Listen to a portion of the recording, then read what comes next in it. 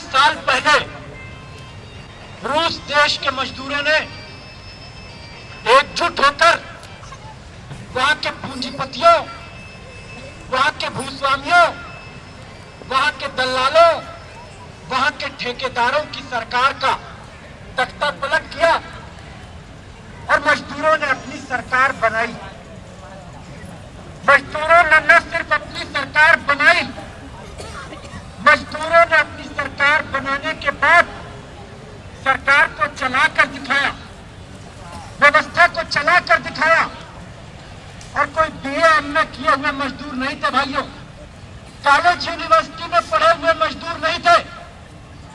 आपके और हमारे भाई थे, आपके और हमारी तरह मुश्किल से 2 जून की रोटी जुटा पाते थे, आपके और हमारी तरह अपने बच्चों का अच्छा इलाज नहीं करा पाते थे, आपके और हमारी तरह अपने बच्चों को यही रेलवे लाइन के पार के बड़े बड़े स्कूल, प्रेसिडियम स्कूल और मॉडर्न स्कूल, इसमें नहीं पढ़ा पाते थे।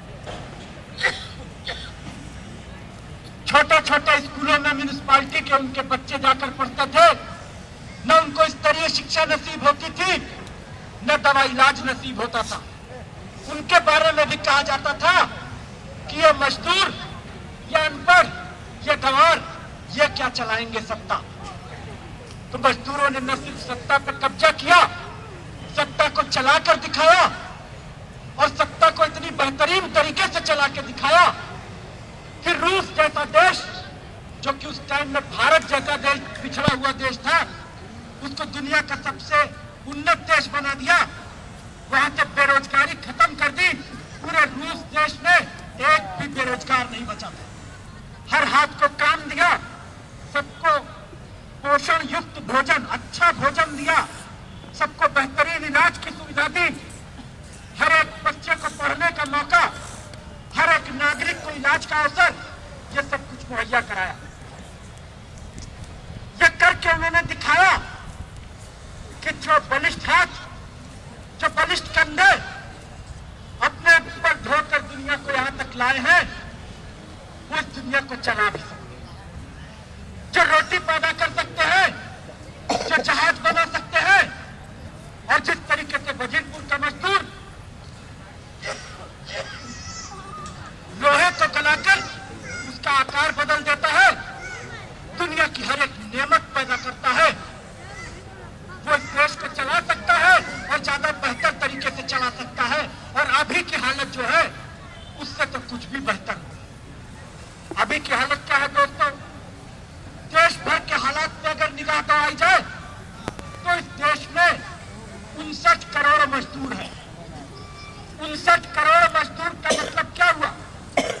59 करोड़ मजदूर का मतलब यह हुआ कि अगर खेतों में काम करने वाले मजदूरों, कल कारखानों और खानों खदानों में काम करने वाले मजदूरों को जोड़ दिया जाए और वो चीख कर अपनी बात कह दे तो सारे लुटेरे बहरे होकर भाग सकते। इतने मजदूर हैं इस देश में।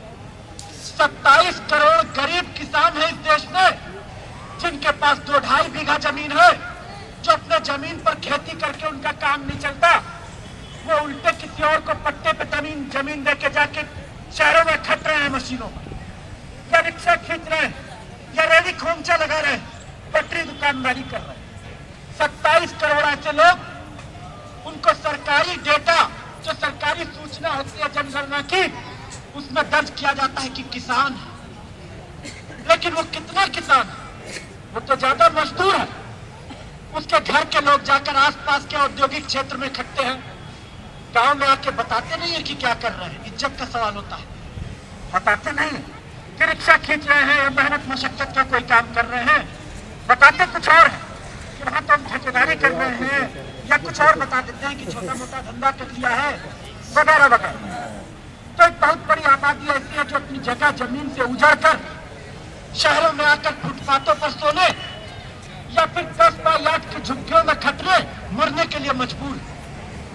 यह आज की हालत। आज की हालत यह है कि इस देश के 56% औरतें, उनमें खून की कमी है। तो भाइयों, अंबानी अदानी, जिन्होंने अंबानी ने अपनी बीवी का जन्मदिन मनाया बनारस में जाके, मैंने पूरा का पूरा जहाज तोहफे में दे रहे थे।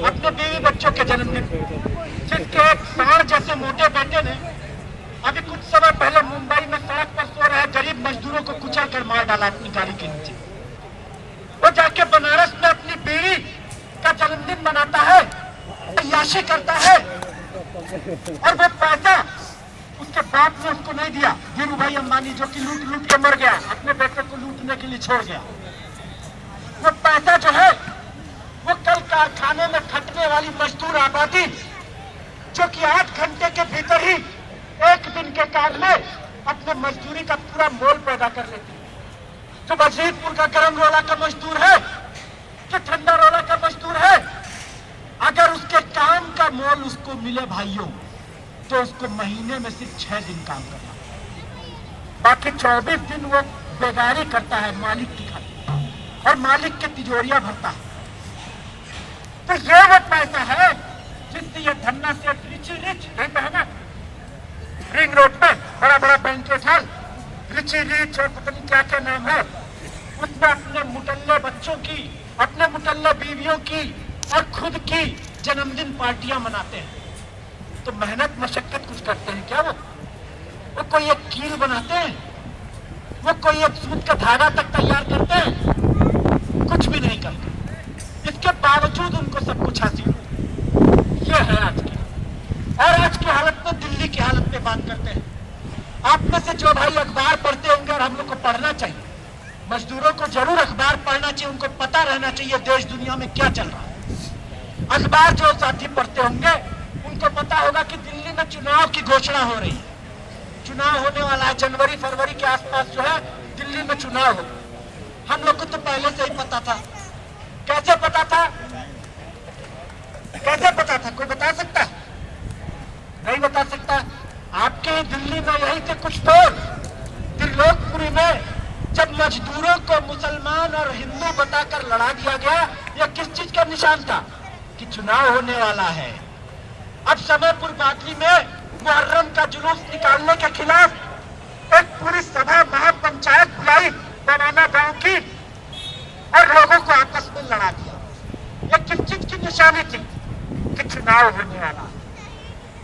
इस टाइम एक बार फिर से मंदिर मस्जिद का मसला उछाला जा रहा है। हमारे भी इलाकों में चारों तरफ अचानक जागरण कीर्तन चालू हो गया, चारों तरफ। जहां देखो चौकी लगी हुई है माता की, है ना। हम माता की चौकी से हमको कुछ नहीं मिलता है, हमको मिलता है बाबा जी का ठुल्लू। माता की चौकी से और कुछ नहीं मिलता।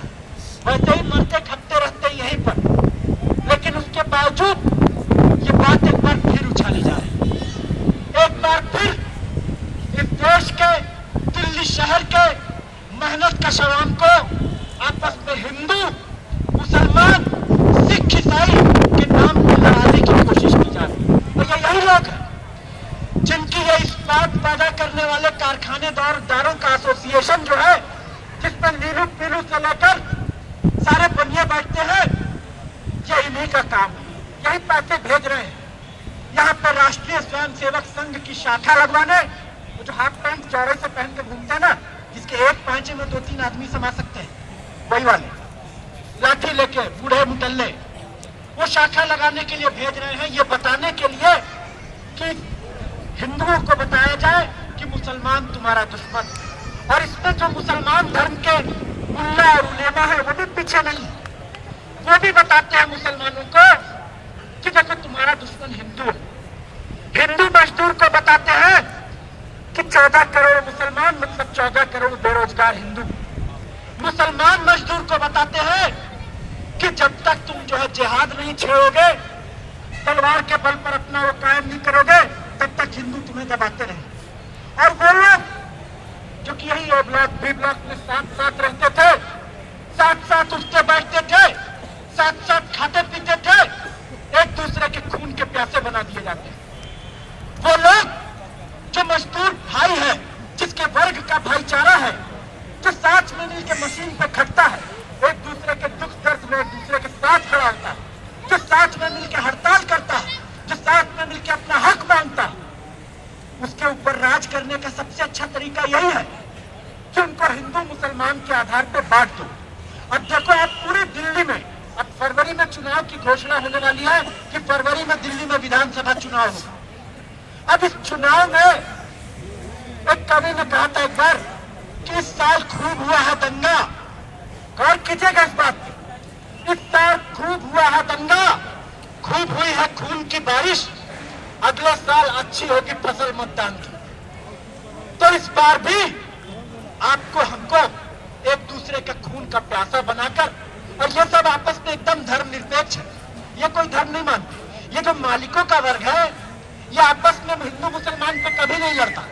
जब दंगा होता है, क्या आप में किसी ने सुना है कि कोई पूंजीपति मरता है दंगे में? किसी ने सुना है कि कोई धन्ना सेठ मरता है कभी दंगे में? किसी ने सुना है कि कोई नीलू पीलू मरता है दंगे में? सुना है किसी ने? सुनाई नहीं पड़ रहा हो। सुना है किसी ने? तो मरता कौन है? मरते हम, आप और हम जैसे लोग जो 12-12 घंटे 10-10 घंटे असेंबली लाइन पे खड़ते हैं इसी दिल्ली शहर में, यहाँ से लेकर गुड़गांव तक, फरीदाबाद तक, नोएडा, गाजियाबाद तक, और यहाँ तक की बात ही क्यों करें, यहाँ से लेकर लुधियाना तक और करनाल तक और पानीपत तक, और गांव में चले जाओ तो यही दक्षिण यूपी में धमकोर से लेकर हमारा बिहार के गांव जुआर तक खेतों खलिहानों में कई कारखानों में जो खटता है उसको आपस में लड़ाते हैं, हिंदू मुसलमान पर लड़ाते हैं, कभी सवर्ण दलित पर लड़ाते हैं, ऊंच नीच पर लड़ाते हैं, क्योंकि ये इनके असली बाप इन्हें सिखा के गए। ये अंग्रेजों की जारा जालाते जिन्होंने शासन करना अंग्रेजों से सीखा था, उनसे इन्होंने सीखा है कि अगर 20% लोगों को 80% लोगों के ऊपर हुकूमत करनी है तो एक ही तरीके से हुकूमत की जा सकती है, और वो तरीका है बांटो और राज करो। इनको बांट के रखो। अगर जो 59 करोड़ और जो 27 करोड़ अगर मिला दे तो 86 करोड़ इस देश में गरीब आदमी, 125 करोड़ में से 86 करोड़ इस देश में खट रहा है, मर रहा है और सब कुछ पैदा कर रहा है, और उसके बावजूद फुटपाथों पर सो रहा है, झुग्गियों में रह रहा है, मलेरिया और डेंगू जैसी बीमारियों से मर रहा है, और 2 जून की रोटी उसको मयसर नहीं। इस आबादी को बांट के रखो। ये बहुत गुस्सा है, ये बहुत नाराज है, इसके अंदर गुस्से का लावा पिघल रहा है, और अगर ये फट गया, अगर ये ज्वालामुखी फट गया तो इसके लावे में ये सारे धन्ना सेठ लीलू पीलू बह जाएंगे। इसलिए इसको बांट के रखो। इसको बताओ कि तुम्हारे लिए मुद्दा रोटी नहीं है, इसको बताओ कि तुम्हारे लिए मुद्दा मजदूरी नहीं है, इसको बताओ कि तुम्हारे लिए मुद्दा आवास नहीं है, इसको बताओ कि तुम्हारे लिए मुद्दा इलाज नहीं है, दवा चिकित्सा नहीं है, इसको बताओ कि तुम्हारे लिए मुद्दा है कि मंदिर बनेगा कि मस्जिद, इसको बताओ कि तुम्हारे लिए मुद्दा है कि मुहर्रम का जुलूस निकलेगा कि नहीं निकलेगा, इसको बताओ कि तुम्हारे लिए मुद्दा है कि राम सेतु साला अरब महासागर में वो टूटेगा कि बचेगा। अरे राम सेतु साला टूटे बचे, तुमको क्या मिलेगा? मजदूर को कुछ मिलेगा? कुछ नहीं मिलेगा। गीता भी बताती है भैया, जो भगवान में यकीन रखते हैं वो भी सुने। गीता भी बताती है कि इहलोक का फैसला इहलोक में होता है, परलोक में नहीं। इसको कर्म का सिद्धांत बोलते हैं ना, गीता में कर्म का सिद्धांत, जो कि कृष्ण ने जब अर्जुन ने अपना गांडीव रख दिया, क्यों रख दिया? सामने खड़े थे द्रोणाचार्य, बचपन से तीरंदाजी सिखाई थी, सामने खड़े थे भीष्म पितामह, तो जब उनको देख के अर्जुन ने गांडीव रख दिया तो उनको कृष्ण ने क्या बताया? तो कृष्ण ने बताया कि इस दुनिया में तुम्हारे खिलाफ जो खड़ा है, जो वर्ग तुम्हारे खिलाफ खड़ा है, उस वर्ग के खिलाफ लड़ो। वो चाहे तुम्हारा भाई पड़े, तुम्हारे धर्म का पड़े, तुम्हारी जात का पड़े, अगर तुम्हारे वर्ग का नहीं है तो बेकार है। तो कृष्ण का असली गीता का संदेश क्या था? वर्ग को पहचान लो, बस हो गया भजन। यही तुम्हारा भजन है। मजदूर का भजन यही है, अपने वर्ग को पहचानो, है ना? ये असली चीज है जिसको हमें भुलाया जा रहा है। तो दोस्तों, आपके भी इलाके में आएंगे, आपके भी इलाके में आएंगे, और इसी पे मैं गीत पेश करूंगा कि आपके भी इलाके में आकर वो क्या कहेंगे। ये सारे चुनावी दल्ले मेंढक जो चुनावी बरसात का सीजन आते ही अपने अपने बिलों से निकल के टर्रा रहे हैं, है ना? टर्राए जा रहे हैं, टर्राए जा रहे हैं, टर टर टर टर। आप लोगों ने अगर सुना हो, मानसून के टाइम में गांव में आवाज आती है, शहरों में तो शोर इतना होता है गाड़ी वाड़ी का कि आवाज नहीं आती है। सारे मेढक जो है जलकुंभी उम्भी जहां उगा रहता है, बरसात के टाइम में निकल आते हैं, एक सुर में गाना शुरू करते हैं। एक आप पार्टी का मेढक है अरविंद केजरीवाल, वो भी कर रहा है, बोला भ्रष्टाचार खत्म कर दो, सब ठीक हो जाएगा, सब ठीक हो जाएगा। फिर बनियों की सभा में जाके बोला, भैया मैं तो बनिया हूँ, मैं तो सबसे पहले बनियों का काम करूंगा, तो दुकानदारों को जो भी दिक्कत होती है वो दिक्कत मैं दूर कर दूंगा। ऐसा दुकानदार को क्या दिक्कत है? आज के अखबार में खबर आई है कि गेहूं जो है उसका पर किलो रेट, जो जिस रेट पे सरकार खरीदती है वो है 11 रुपया 40 पैसा 1 किलो का, उस पर 30 पैसा पर किलो पिसाई लगा लो, 11 रुपये 70 पैसा, चलो 12 रुपया जो है ना। आटा कितने में बिक रहा है? 22 से 27, अलग अलग इलाके का अलग अलग रेट का। तो दुकानदार को कितना मिला? 27 में से 12 गया 15 रुपया 1 किलो आटे पे है। ये बेचारा हो गया दुकानदार। कब से भाई, कब से बेचारा हो गया दुकानदार? मोदी आ रहा है, मोदी भी कर रहा है। मोदी क्या कर रहा है? अभी उसने मन की बात नाम का एक रेडियो कार्यक्रम किया, रेडियो तो गलती से उसके मन की बात निकल भी गई, वो बात अलग है। मन की बात क्या थी उसकी? मन की बात ये थी कि भैया देश में चारों तरफ विशेष आर्थिक क्षेत्र बनाए जाएंगे। विशेष आर्थिक क्षेत्र में क्या होगा? श्रमेव जयते हो जाएगा। जय तो उसकी होती जो मर जाता है ना। तो उसने बोला भाई मजदूर की हम जय कर देंगे अच्छे से। कैसे जय कर देंगे? अच्छे से ऐसे जय करेंगे कि सारे इलाकों में सारा श्रम कानून खत्म कर दिया जाए, है ना। अभी आप अपनी मजदूरी मांग रहे हो, बोल रहे हो कि भाई हमारी न्यूनतम मजदूरी मिलनी चाहिए, बोला न्यूनतम मजदूरी का कानून खत्म करो। वो बोल रहा है ट्रेड यूनियन बनाने का कानून खत्म कर दो। वो बोल रहा है कि क्या बोलते हैं, जो मुआवजे का कानून है कि भाई वर्कर को चोट लग गई, उंगली कट गई, कुछ चीज हो गई, गलती हो गई, दुर्घटना चल गई, तो उसको मिलना चाहिए मुआवजा, मिलना चाहिए कि अपने लिए तो नहीं काम कर रहा था, मालिक के लिए खट रहा था। तो मुआवजे का कानून खत्म कर दो, सारा कानून खत्म कर दो। क्यों?